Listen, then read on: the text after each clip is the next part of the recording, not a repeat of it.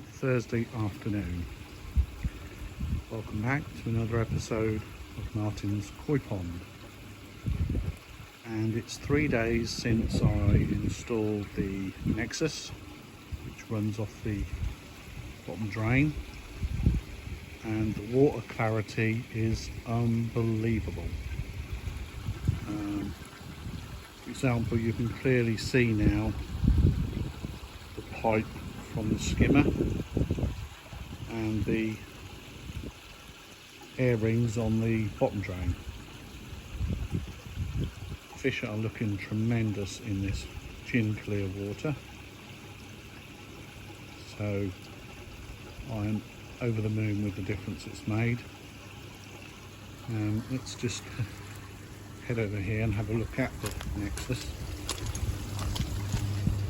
Now, I did nothing to my media, I just put it in straight out the bag. As you can see, in places it's starting to move. But in other places it's still very buoyant and just sitting on the surface.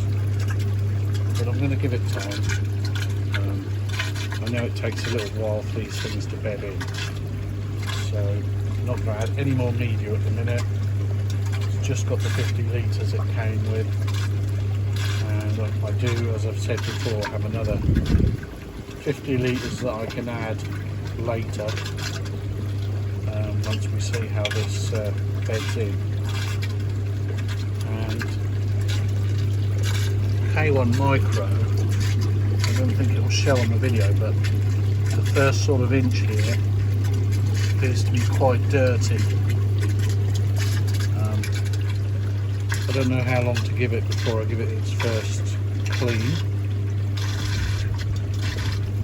Might do it on Sunday, just for the purpose mainly of agitating and mixing up all the K1 Micro. Now the Screenmatic, which now runs off the skimmer, has developed another fault. It's now the sensor bar isn't working, so it's not advancing the screen when it gets dirty. So the place I got it from has been in touch with OASA, and they're sending me a new sensor. Hopefully that will sort it. But it doesn't, it's not very good. I've only had it 6 months and we started getting things go wrong with it. So can't say I'm impressed with that, but I am impressed with the fact that OASA are quite happy to send me a new sensor out. So as soon as I get that, we'll get it fitted. Hopefully that will be the end of my problems with the Screenmatic.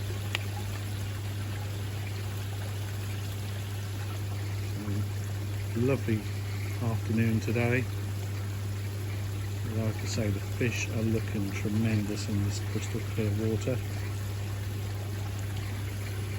Sweet corn down there doing her thing.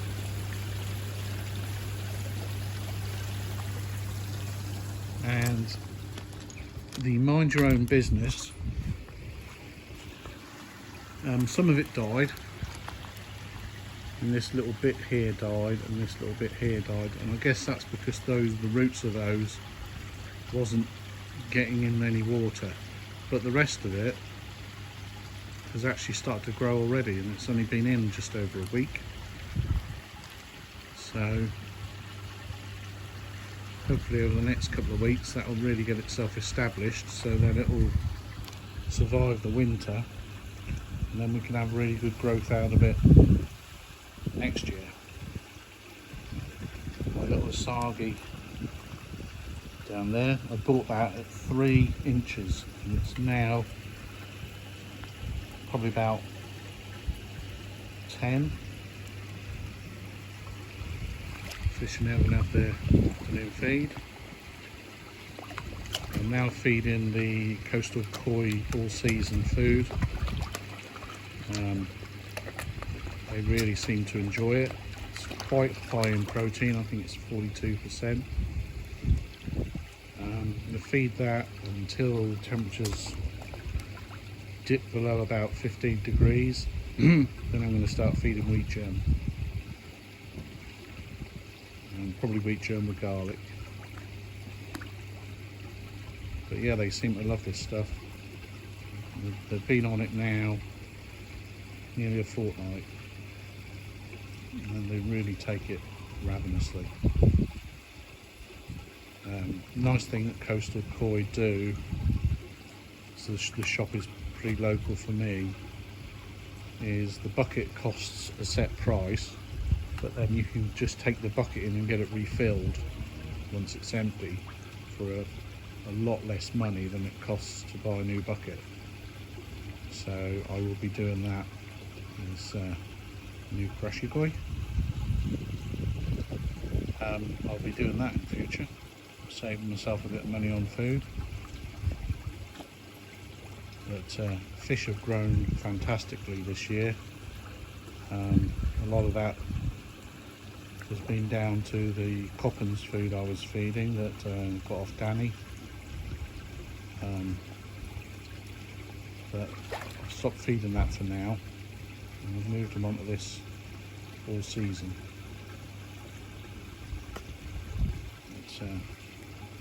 Something else you might have seen, which is another fish that I bought really small. It's down there. It's a little Tancho Kahaku, although he's not a very good quality one because he's got a black mark under his skin behind his Tancho mark. Bought that at about a 3-inch fish. I'd say it's probably about 7 now. So we'll see how that develops over the next few months. But otherwise all the fish are doing well. The new filter's doing well. And I'm really happy with the pond. Catch you in the next clip. Good Sunday morning. Bit of a frog in the throat. And as you can see, the media in the Nexus is now fully fluidized. And I've got the cleaning instructions. So what I'm going to do is give the easier clean, and then after I've done that and it's back up and running properly again, I'm going to add another 25 litres of media to the fluidized bed, and give that obviously a few more days to bed in like this stuff has, and then see if I can add some more. I've got an extra 50 in total to add, but I'm not going to dump 50 in one go. Right, I will pause you here and I'll prepare for the clean. Right, I'm bubbling the easy. Might put a bit more air in there.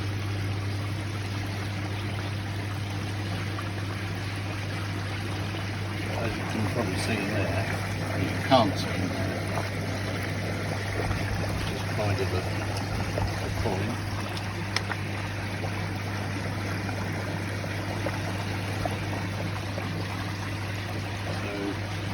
Clearly renewed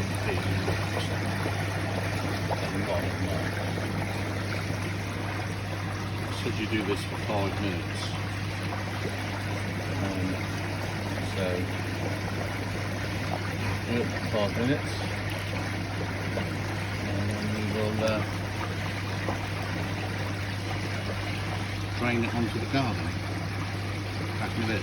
Right, we're now draining the centre section down, so let's go and have a look.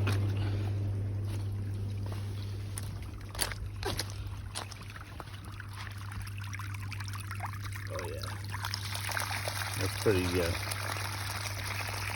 good, isn't it? So all that's been removed from the pond system, and the grass here, which has been pretty much destroyed by Milo's wee,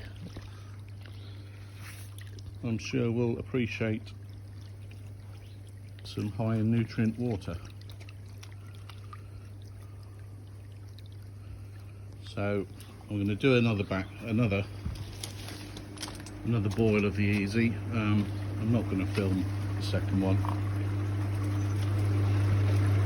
and get back to you when I've added some more media to the moving bed. Back to you in a bit. Oh, welcome back.